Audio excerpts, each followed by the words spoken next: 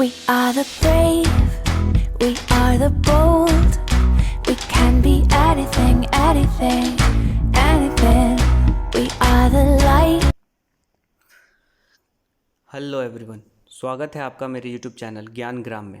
अगर आप पहली बार चैनल को विजिट कर रहे हैं तो प्लीज़ चैनल को सब्सक्राइब करें और वीडियो को लाइक करें, शेयर करें और ज़्यादा से ज़्यादा लोगों तक इस इन्फॉर्मेशन को पहुंचाएं। तो सबसे पहले जो है आज हम अपने डिस्कशन को आगे बढ़ाते हैं। जैसा कि लास्ट क्लास में जो है हमने डिस्कस किया था हमारे एक important constitutional post that is president of India के बारे में। तो प्रेसिडेंट के पावर से रिलेटेड, टर्म से रिलेटेड, देन फिर जो है इनके इमरजेंसी पावर से रिलेटेड चीज़ें जो है कौन किसको किसको अपॉइंट करते हैं, ये सब चीज़ें जो है हमने लास्ट वीडियो में डिस्कस किया था। और आज हम इसी सीरीज़ को आगे बढ़ाते हैं और डिस्कशन को फर्दर आगे तक ले जाते हैं, जहाँ पे हम लोग डिस्कस करेंगे एक और कॉन्स्टिट्यूशनल पोजीशन के बारे में, जो कि है हमारे vice president of India plus PM, prime minister और काउंसिल ऑफ मिनिस्टर्स के बारे में आज हम डिस्कशन करेंगे। तो सबसे पहले जो है यहाँ पे हम लोग डिस्कशन करते हैं डैट इज़ जो कि हमारे वाइस प्रेसिडेंट ऑफ इंडिया हैं, इनके बारे में। तो वाइस प्रेसिडेंट ऑफ इंडिया जो है ये हमारे आर्टिकल 63 में कॉन्स्टिट्यूशन में कहा गया है कि इंडिया में जो है एक वाइस प्रेसिडेंट की पोस्ट भी होगी। इनका इलेक्शन जो है दोनों हाउस जो है पार्लियामेंट के मिलके करते हैं। मतलब यहाँ भी इनडायरेक्ट फॉर्म ऑफ इलेक्शन होता है, पर यहाँ पे सिर्फ MPs, member of parliament he participate करते हैं दोनों हाउस के।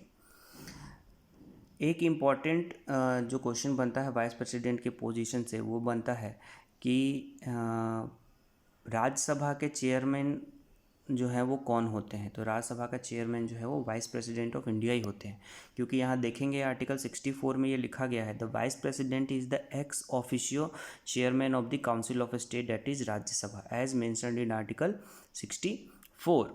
तो यहाँ पे जो है एक्स ऑफिशियो कहने का मतलब है कि वो पर्सनालिटी जो वाइस प्रेसिडेंट के इलेक्शन जीतेगी, जो कि यहाँ पे लिखा हुआ है कि इलेक्शन जो है होते हैं इनके लिए, तो वो खुद ब खुद एक्स ऑफिशियो क्या बन जाएंगे, चेयरमैन ऑफ राज्यसभा इलेक्ट हो जाएंगे। तो क्वेश्चन यही आता है कि who is the ex officio chairman of Rajya Sabha, तो वाइस प्रेसिडेंट है, या राज्यसभा के चेयरमैन कौन होते हैं, वो भी वाइस प्रेसिडेंट ही होते हैं। भारत के पहले वाइस प्रेसिडेंट का नाम जो है वो है सर्वपल्ली राधाकृष्णन, डॉक्टर सर्वपल्ली राधाकृष्णन। और पहले वाइस प्रेसिडेंट जो कि अपने टेन्योर कंप्लीट करने से पहले ही डेथ हो गई थी उनकी, that is die in the office, वर श्री कृष्णकांत जी, इनकी डेथ हो गई थी। देन नेक्स्ट टॉपिक जो है हमारा काउंसिल ऑफ मिनिस्टर्स का है, जो कि काफ़ी इंपॉर्टेंट टॉपिक है।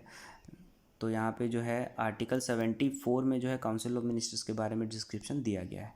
तो यहाँ आर्टिकल 74 कहता है the constitution, the article 74 of the constitution states that, कहता है there shall be a council of ministers with PM as its head to aid and advise the president. मतलब एक काउंसिल ऑफ मिनिस्टर्स का जो है group होगा, समूह होगा, जिसके लीडर कौन होंगे, हेड कौन होंगे, पीएम होंगे, और ये इन टर्न में किसको एड एंड एडवाइस करेंगे, प्रेसिडेंट ऑफ इंडिया को एड एंड एडवाइस करेंगे।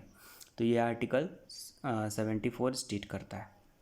अब यहाँ पे जो है जो भी हमारे मिनिस्टर्स होते हैं ये generally 15% of the total strength of Lok Sabha होते हैं। इससे ज़्यादा जो है मिनिस्टर्स अपॉइंट नहीं किए जा सकते। तो इनमें कौन कौन जो है पोजीशंस इंक्लूड होती है, कौन कौन जो है मिनिस्टर्स होते हैं। तो सबसे पहले जो है प्रधानमंत्री होते हैं, prime minister. Then cabinet ministers होते हैं, ministry of state and deputy minister. Cabinet minister जो है सबसे कोर ग्रुप को जो है कैबिनेट मिनिस्टर बोला जाता है, जो कि इंपॉर्टेंट पोर्टफोलियो को होल्ड करते हैं। नेक्स्ट जो लिखा हुआ है कि जो मिनिस्टर्स होते हैं shall be appointed by the president on the advice of the prime minister under article 75 clause A. तो आर्टिकल 75 क्लॉज ए कहता है कि जो भी मिनिस्टर्स हैं उनको अपॉइंट कौन करेंगे, प्रेसिडेंट ऑफ इंडिया करेंगे। किसके एड एंड एडवाइस पे, पीएम के एड एंड एडवाइस पे करेंगे। मतलब उनका अपॉइंटमेंट वही होगा जो कि प्रधानमंत्री जिनका नाम सजेस्ट करेंगे, उनको ही प्रेसिडेंट जो है वो मिनिस्टर्स अपॉइंट करते हैं। मिनिस्टर्स जो बनते हैं वो इधर हाउस ऑफ द पार्लियामेंट के मेंबर होने चाहिए, मतलब वो जो है लोकसभा या राज्यसभा के मेंबर होने चाहिए। पर ऐसी परिस्थिति जहाँ पे जो भी मिनिस्टर है वो ना ही लोकसभा का मेंबर है ना ही राज्यसभा का मेंबर है।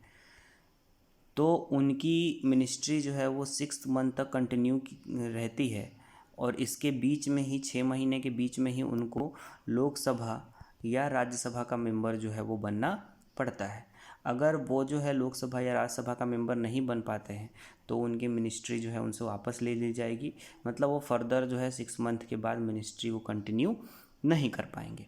ये आर्टिकल 75 क्लॉज 5 जो है ये कहता है, यहाँ पढ़ सकते हैं। A minister must be a member of either house of the parliament or to be elected within 6 months of assuming the office under article 75 clause 5। Ministers जो है वो कलेक्टिव रिस्पॉन्सिबल होते हैं किसके प्रति? लोकसभा के प्रति। There is a vote of no confidence even against a single member means the entire council must resign. इनकी कलेक्टिव रिस्पॉन्सिबिलिटी किसके तरफ होती है? लोकसभा के प्रति होती है। अगर स्टेट में मैं बोलूँ तो ये विधानसभा के प्रति होती है, पर यहाँ हम लोग लोकसभा की बात कर रहे हैं। तो काउंसिल ऑफ मिनिस्टर्स लोकसभा के प्रति क्या होते हैं? रिस्पॉन्सिबल होते हैं, आंसरेबल होते हैं, या फिर नो कॉन्फिडेंस का सामना भी मेजोरिटी भी लोकसभा में प्रूव करनी पड़ती है, इसलिए जो है कलेक्टिवली रिस्पॉन्सिबिलिटी इनकी लोकसभा के प्रति बनती है। अगर एक सिंगल मेंबर के प्रति भी नो कॉन्फिडेंस मोशन पास हो गया तो सारे काउंसिल ऑफ मिनिस्टर्स को रिजाइन करना पड़ता है। The ministers are also responsible for their department and can be removed from the office by president on the advice of PM. This is essential and individual responsibility under Article 75 Clause 2। यहाँ पे कहा जा रहा है कि ministers जो हैं वो अपने डिपार्टमेंट के प्रति रिस्पॉन्सिबिलिटी रखते हैं, साथ ही इनका रिमूवल जो है वो प्रेसिडेंट ही करते हैं, और किसके एडवाइस पे करते हैं? प्रधानमंत्री के ही एडवाइस पे करते हैं। मतलब प्रधानमंत्री की जो पावर हो गई वो कैसी हो गई? मिनिस्ट्री को अलॉट करना, उसको शफल करना या फिर उसको डिसकंटिन्यू करवाना, ये सारे काम किसके हैं? प्रधानमंत्री के ही काम है, जो कि इनकी एडवाइस पे कौन करते हैं? प्रेसिडेंट ऑफ इंडिया करते हैं। नेक्स्ट जो हमारा इम्पॉर्टेंट कॉन्स्टिट्यूशनल पोस्ट है ये है the PM of India, that is prime minister of India. तो जैसे कि जो है रियल हेड जो है ये कौन होते हैं? रियल पावर जो है ये हमारे प्रधानमंत्री के हाथों में होती है, इसलिए इनको head of the government and head of the council of minister भी कहा जाता है। इनको कौन अपॉइंट करता है? तो इनको अपॉइंट करते हैं हमारे देश के प्रेसिडेंट। कैसे अपॉइंट करते हैं? तो जिनको सबसे ज़्यादा वोट मिला है जिस पॉलिटिकल पार्टी को लोकसभा में, उसके लीडर को ही जो है प्राइम मिनिस्टर अपॉइंट किया जाता है। किसके द्वारा? प्रेसिडेंट ऑफ इंडिया के द्वारा। लिखा हुआ है the prime minister is appointed by the president on the basis of his being the leader of majority party इन दी लोकसभा। जैसे कि अभी जो है बीजेपी के पास जो है वो मेजोरिटी है, तो इनके जो लीडर हैं प्रधानमंत्री मोदी जी, तो इनको जो है अपॉइंट किया गया as the PM of India. BJP के पहले कांग्रेस के पास मेजोरिटी थी, तो कांग्रेस के जो लीडर थे मनमोहन सिंह, उनको जो है प्रधानमंत्री अपॉइंट किया गया था। तो इस तरह से जो है जिनके पास मेजोरिटी होती है जिस पॉलिटिकल पार्टी के पास, तो उनके लीडर को जो है प्रधानमंत्री अपॉइंट किया जाता है। पर मान लीजिए कि एक ऐसा केस आता है जहाँ पे किसी पॉलिटिकल पार्टी के पास मेजोरिटी नहीं है, no absolute majority in Lok Sabha, और प्रधानमंत्री जो है या तो रिजाइन कर चुके हैं या उनकी डेथ हो चुकी है। तो ऐसे केस में जो है प्रधानमंत्री अपने डिस्क्रिप्शन के पावर को यूज़ करके किसी को भी जो है प्रधानमंत्री अपॉइंट कर सकता है, ताकि देश जो है वो अच्छे ढंग से काम करते रहे, फंक्शनिंग पे कोई जो है एडमिनिस्ट्रेटिव एग्जीक्यूटिव वर्क पे जो है कोई इफेक्ट नहीं पड़े। तो इस केस में जो है जो भी पर्सनालिटी को अपॉइंट किया जाता है उनको वोट ऑफ कॉन्फिडेंस जो है वो सिक्योर करना पड़ता है, लोकसभा में अपनी मेजोरिटी जो है प्रूफ करनी पड़ती है। आर्टिकल 78 जो है कुछ ड्यूटीज़ के बारे में बताता है हमारे प्रधानमंत्री के, जैसे कि जितने भी जो है डिसीजन लिए जाते हैं कैबिनेट में, वो सारे कम्युनिकेशन जो है प्रेसिडेंट तक पहुंचाया जाता है PM के द्वारा।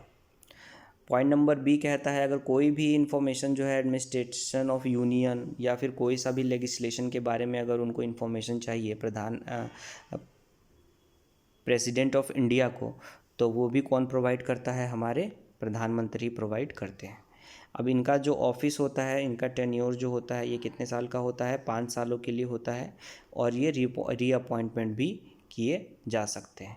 पर ये 5 साल के अंदर जो है रिज़ाइन भी कर सकते हैं। नो कॉन्फिडेंस मोशन होता है तो सरकार गिर भी जाती है, पर एक लोकसभा से दूसरे लोकसभा तक इनका टेन्योर होता है, फिर अगले लोकसभा में जीत जाते हैं तो इनकी टेन्योर जो है वो कंटिन्यू हो जाती है, मतलब सेम पीएम भी रिपीट हो सकते हैं, कोई अपर लिमिट सेट नहीं की गई है।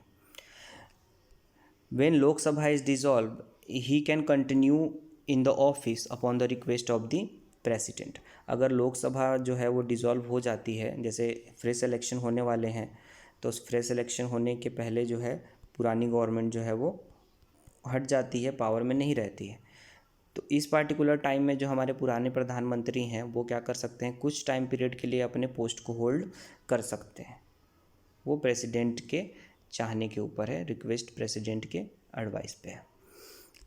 लिखा हुआ है if the government is defeated in Lok Sabha the prime minister and the entire cabinet must resign. अगर लोकसभा में जो है वोट ऑफ कॉन्फिडेंस जो है वो रूलिंग गवर्नमेंट अगर हार जाती है, फेल्स टू प्रूव इस मेजोरिटी, अगर वो मेजोरिटी प्रूव करने में जो है फेल हो जाती है, तो इस केस में जो है गवर्नमेंट को जो है रिज़ाइन करना पड़ता है, प्रधानमंत्री उनके कैबिनेट काउंसिल ऑफ मिनिस्टर्स को जो है रिज़ाइन करना पड़ता है।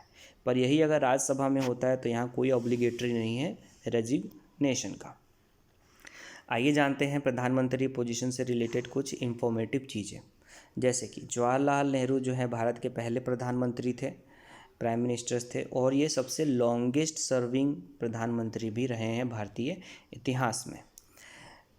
पहले और एकमात्र the first and the only acting PM was Gulzari Lal Nanda.